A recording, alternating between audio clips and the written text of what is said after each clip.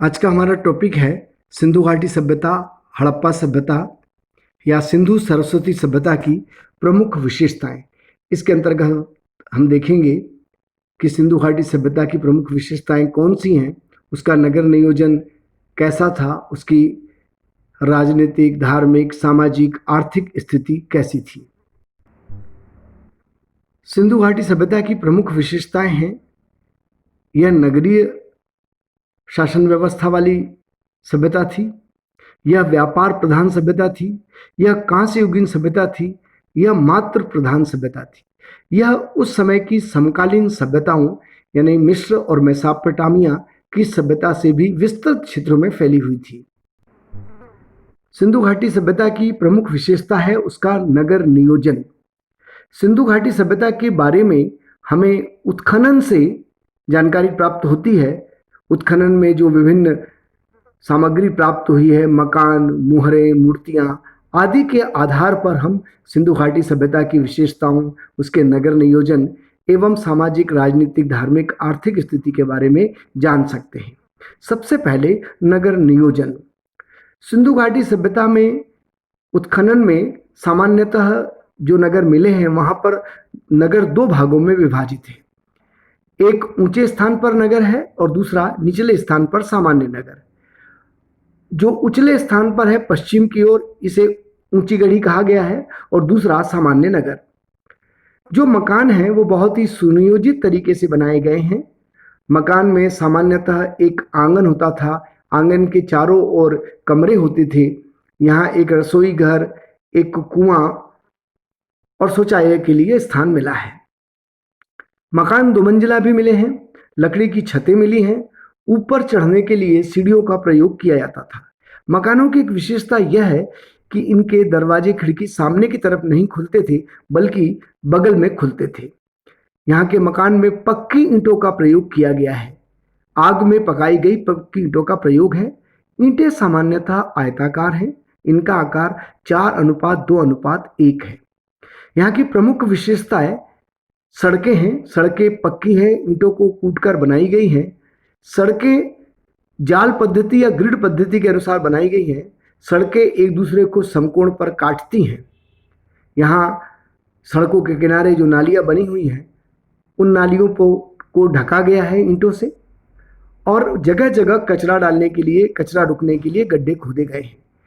यहाँ पर सार्वजनिक स्थान भी मिले हैं जैसे स्नानागार, सभा भवन आदि।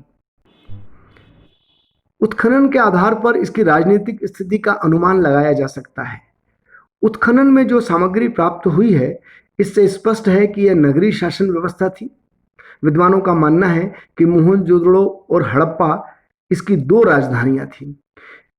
कुल मिलाकर यह कहा जा सकता है कि जिस प्रकार सुनियोजित तरीके से नगर बसाए गए थे, वहां सड़कें थी, नालियां थी, इससे स्पष्ट होता है कि यहाँ कोई केंद्रीकृत शासन व्यवस्था थी।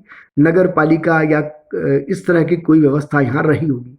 हालांकि इसके बारे में विभिन्न विद्वानों ने विभिन्न विभिन्न मत व्यक्त किए हैं। जैसे पिगेट कहते हैं कि यहाँ पर पुरोहित शासन था।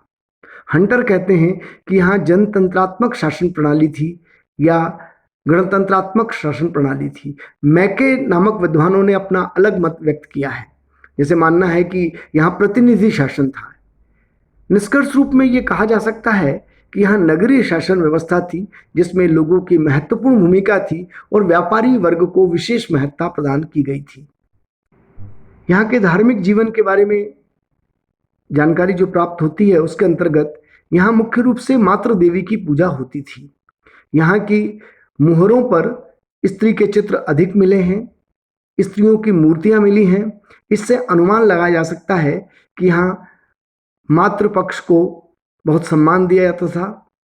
यहाँ स्त्री को उर्वरता की देवी के रूप में भी पूजा जाता था। हड़प्पा से एक मूर्ति मिली है जिसके गर्भ से एक पौधा निकल रहा है, जिसके आधार पर यह अनुमान लगाया गया है कि इसे पृथ्वी की देवी या उर्वरता की देवी के रूप में पूजा जाता था। यहाँ पर एक मुहर पर एक वृक्ष के ऊपर एक स्त्री को दिखाया गया है और नीचे की तरफ एक पशु की बलि दिए जाने का चित्र दिखाया गया है। इससे अनुमान लगाया जाता है कि इस समय बलि प्रथा प्रचलित रही होगी। यहाँ मूर्ति पूजा की जाती थी। यहाँ कुछ मूर्तियां मिली हैं इनके सामने धुएं के निशान मिले हैं, हवन आदि के प्रमाण मिले हैं, जिससे अनुमान लगाया जाता है कि यहाँ मूर्ति पूजा होती थी। यहाँ लिंग पूजा भी होती थी। शिव को लिंग के रूप में पूजा जाता था। यहाँ की प्रमुख विशेषता है पशुपति की पूजा। मोहनजोदड़ो से एक मुहर प्राप्त हुई है जो पशुपति की है। इसमें 3 मुख वाले एक पुरुष को बताया गया है जो योगी की मुद्रा में है, और इसके चारों ओर पशु हैं। दाईं ओर बाघ और हाथी हैं, बाईं ओर गेंडा और भैंसा है, नीचे की ओर हिरण बने हुए हैं। इस आधार पर यह निष्कर्ष निकाला जा सकता है कि यहाँ पशुपति के रूप में शिव की पूजा की जाती थी। पुरातत्ववेत्ता मार्शल ने कहा है कि यह आद्य शिव का रूप है। इसी प्रकार यहाँ प्रकृति की पूजा का प्रचलन था। वृक्ष की पूजा की जाती थी। पीपल का वृक्ष पूजनीय था। पशुओं की पूजा की जाती थी। कुभड़ वाला बैल पूजनीय था। यहाँ की अधिकांश मोहरों पर एक सिंग वाले पशु की आकृति हमें मिलती है। यहाँ पर नाग पूजा के भी प्रमाण मिलते हैं, जल पूजा के प्रमाण मिलते हैं। स्नानागार का प्रयोग सार्वजनिक पूजा के लिए किया जाता था। हमें जादू, टोना, तंत्र मंत्र आदि के विश्वास के भी प्रमाण मिलते हैं। यहाँ खुदाई में गंडे और ताबीज भी मिले हैं। एक प्रमुख बात, यहाँ यज्ञ हवन आदि के भी प्रमाण मिले हैं। कालीबंगा से यज्ञ वेदी मिली है, हवन कुंड मिला है। इसका अर्थ यह है कि यहाँ हवन आदि में भी विश्वास किया जाता था। सिंधु घाटी सभ्यता की आर्थिक स्थिति के बारे में अगर चर्चा करें तो यहाँ कृषि के प्रमाण मिले हैं। राजस्थान के कालीबंगा में जुते हुए खेत के निशान मिले हैं। यहाँ हड़प्पा पूर्व सभ्यता के भी जुते हुए खेत के निशान मिले हैं। यहाँ विभिन्न फसलों के प्रमाण मिले हैं, जैसे गेहूं, जौ, मटर, तिल, तरबूज, खरबूज आदि के प्रमाण हमें मिले हैं। यहाँ अन्नागार के प्रमाण मिले हैं। हड़प्पा में 2 लाइनों में 6-6 अन्नागार मिले हैं। मोहनजोदड़ो में एक विशाल अन्नागार मिला है। इस अन्नागार का प्रयोग अन्न को सुरक्षित रखने में किया जाता रहा होगा। लोथल से हमें चावल के प्रमाण भी मिले हैं। हालांकि चावल के प्रमाण अन्य स्थानों पर नहीं मिले हैं। यहाँ पशुपालन के प्रमाण मिलते हैं। भेड़, बकरी, बैल, भैंस आदि का प्रयोग यहाँ होता है। कुबड़ वाला बैल बहुत बड़ी मात्रा में मुहरों पर मिला है। यहाँ का उद्योग और व्यवसाय बहुत उन्नत अवस्था में था। यहाँ कताई बुनाई के प्रमाण मिलते हैं। सूती वस्त्र का उद्योग यहाँ प्रमुख उद्योग था। एक कपड़े पर सूती, एक बर्तन के टुकड़े पर सूती कपड़े, बर्तन के टुकड़े पर सूती कपड़े का प्रमाण भी मिला है। यहाँ आभूषण उद्योग, बर्तन उद्योग आदि उन्नत अवस्था में थे। यहाँ कुम्हार प्रथा का भी प्रचलन मिलता है। कुम्हार के चाक के प्रमाण मिले हैं, बढ़ई के प्रमाण मिले हैं, रथ के प्रमाण मिले हैं, बैलगाड़ी के प्रमाण मिले हैं। यहाँ का व्यापार उस समय की समकालीन सभ्यताओं से होता था। मेसोपोटामिया, मिस्र, फारस आदि से इनके व्यापार के प्रमाण मिले हैं। यहाँ से जो निर्यात होने वाली वस्तु थी, इनमें प्रमुख रूप से हाथी दांत, इमारती लकड़ी, मसाले आदि का निर्यात, सूती कपड़े आदि का निर्यात किया जाता था। आयात में सोना, चांदी, लाजवर्द, मणि आदि आयात किया जाता था। जैसे बलूचिस्तान से में तांबा मिलता था, लाजवर्ण मणि बदख्शा से मंगवाया जाता था, टीर मध्य एशिया से आता था, चांदी अफगानिस्तान से आता था। यहाँ का व्यापार थल और जल दोनों मार्गों से होता था। जल मार्ग से व्यापार के प्रमाण मिले हैं। लोथल से हमें एक विशाल बंदरगाह मिला है। लोथल से एक मुहर मिली है जिस पर नाव के चित्र हैं, जिससे जल मार्ग द्वारा निर्यात के प्रमाण मिलते हैं। एक महत्वपूर्ण बात कि उस समय मोसोपोटामिया से प्रमाण मिला है कि मोसोपोटामिया के लेख में मेलुहा का वर्णन है। मेलुहा सिंधु क्षेत्र को कहा जाता था। मेसोपोटामिया और मेलुहा के व्यापार के प्रमाण मिले हैं, और दिलमुन एवं माकन नामक 2 स्थान इनकी मध्यस्थता करते थे। यानी कि मेसोपोटामिया और मेलुहा के बीच व्यापार के 2 मध्यस्थ केंद्र थे, दिलमुन और माकन। इससे प्रमाण मिलता है कि यहाँ का व्यापार बहुत ही उन्नत अवस्था में था।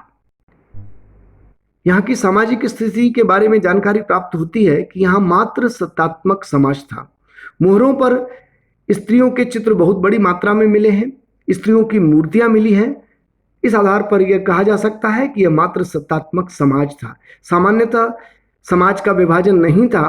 किंतु हमें दो प्रमाण मिलते हैं, एक तो पश्चिम की गढ़ी और पूर्व की गढ़ी, इस प्रकार नगर का विभाजन था।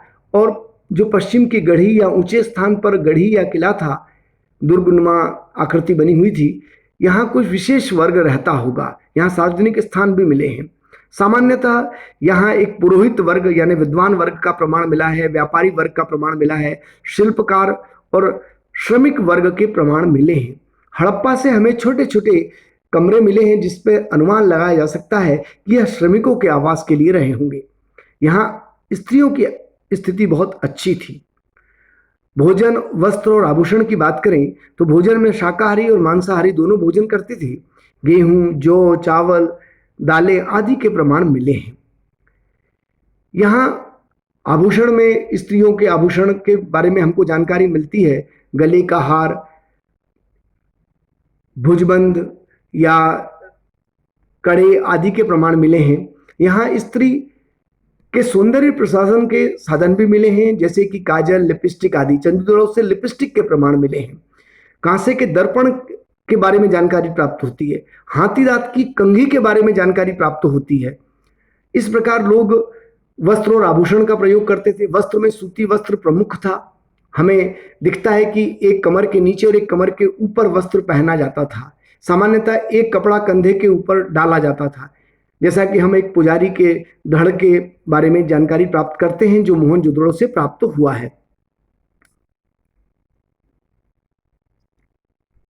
मनोरंजन के साधन के रूप में यहाँ शतरंज की बिसात मिली है। इससे यह प्रमाण मिलता है कि यहाँ के लोग शतरंज खेलना जानते थे। शतरंज की गोटियां मिली हैं। इसके अलावा जानवरों की लड़ाई, शिकार आदि मनोरंजन के साधन रहे होंगे। यहाँ दफनाने की प्रक्रिया के प्रमाण भी मिलते हैं।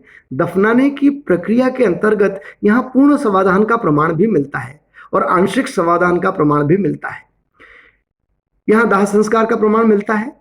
एक प्रमुख बात यह है कि यहाँ पर युगल समाधान भी मिले हैं, यानी कि स्त्रियों और पुरुषों को एक साथ दफनाने के प्रमाण भी मिले हैं। लोथल से युगल समाधान के प्रमाण मिले हैं। हमें यहाँ व्यक्तियों के साथ उसकी पसंदीदा चीजें दफनाने के भी प्रमाण मिले हैं। कुछ विद्वानों का मानना है कि रूपनगर से मालिक के साथ कुत्ते के दफनाने के भी प्रमाण मिले हैं। कुछ अंडाकार कब्रें भी मिली हैं, लकड़ी की कब्रें भी मिली हैं। इससे उस समय की दाह संस्कार या दफनाने की या मृतक क्रिया के बारे में हमको जानकारी प्राप्त होती है।